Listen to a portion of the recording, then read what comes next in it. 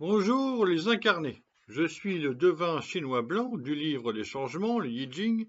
Bienvenue dans l'unité de l'humanité en portrait énergétique où je vous transmets cette connaissance sacrée et vivante.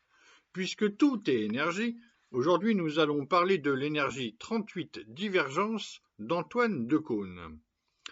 Antoine Decaune est issu d'une famille de l'ancienne bourgeoisie et ses parents sont des personnalités de la télé. Il naît à Boulogne-Billancourt, en région parisienne, donc en 1953. L'énergie 38 divergence est composée en bas de la brume et en haut du feu. Les deux éléments réunis font le feu monte et la brume descend. C'est ce qui produit cette énergie de la divergence, avec de la joie et de la lucidité. L'étude de la grande image, qui parle du rôle de la personne dans la société, formule « l'être accompli ainsi, en concordant, alors se différencie ». Tous les Français, ados ou adultes, entre 1987 et 1995, se souviennent d'Antoine Decaune dans Nulle part ailleurs, animé par Philippe Gildas en clair sur Canal+. Dans cette quotidienne du début de soirée, qui accueillait des personnalités de l'actualité, de la société du spectacle, Decaune proposait un texte, un personnage ou un duo avec José Garcia en relation avec l'invité. Adoubé par le rire complice de Gildas, dans son énergie 19 approchée, avec de la joie aussi, Decaune concordait avec l'invité, alors se différenciait. Avec sa verve joyeuse et impertinente, il nous faisait rire de sa divergence. De même, quand il s'investit dans le cinéma pour devenir acteur et réalisateur, il endosse le rôle, il se donne à lui-même d'endosser le rôle d'un homosexualité juif dans L'homme est une femme comme les autres, et remporte quand même un César du meilleur acteur en 1999.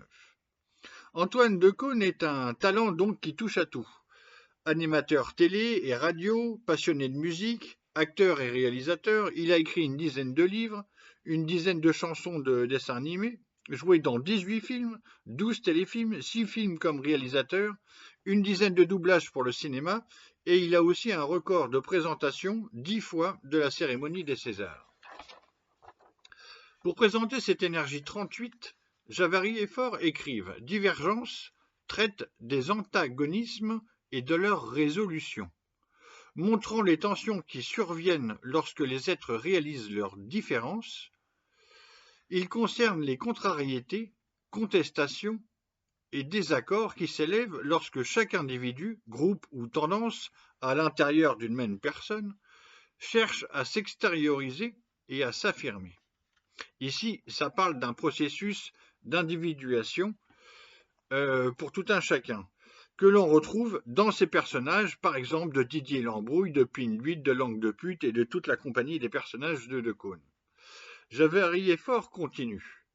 L'énergie 38 divergence est une situation tendue comme un arc, comme l'arc, qu'une détente opportune, évoquée au trait final, empêche de devenir agressif.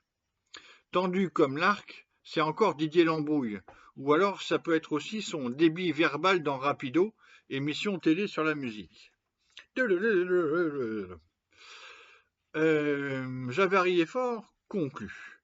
Tous les efforts doivent être tendus vers ce but, rapprocher petit à petit des points de vue antinomiques, transformer une vision stérile et porteuse de troubles en une relation favorable.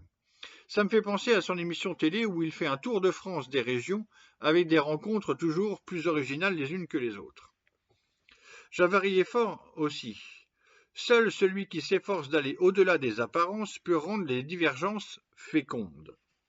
En 1993, Antoine Decaune devient président d'honneur de Solidarité SIDA, qui organise des concerts de musique pendant 3 jours, les Solidays.